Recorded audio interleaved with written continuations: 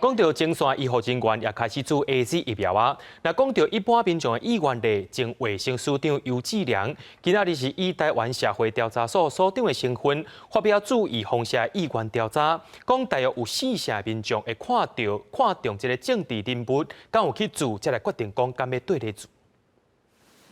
AZ 预防社日开始做，民调公司台湾社会调查所顶礼拜3、拜4对全台湾1000多规20岁以上的民众做调查，发现44.2%的民众会看总统若有成就，就愿意对咧做；若卫福部长陈时中成就，有43.6%会对；行政院长苏贞昌若带头做，有39.1%会对。其他的国家，你看哪个国家都是领导人先了，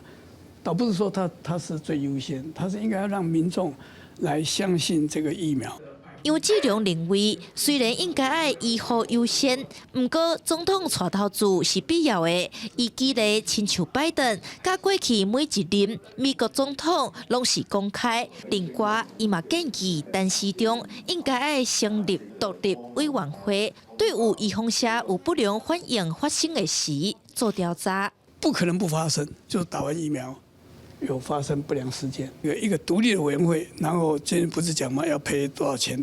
啊？我们本来疫苗就有一个基金，如果证明这是疫苗所引起的，就有赔偿。调查嘛问到民众，若有机会会当伫未来一礼拜做 AZ 预防社，敢若有24.9%的人表示愿意来做，会考虑其他后备手牌来做的有27.4%。另外，对敢要引进中国籍预防社有46.4%认为是政治操作，不应该引进；有37.4%认为只要证明预防社有效，就应该来进口。杨志良嘛讲，国外预防社拢是爱通过紧急授权，而且完成3期的试验。国产预防社若敢若完成第2期的试验，因毋若袂去做，阁会带人去卫福部来抗议。记者林雅文、李玉凯台北报道。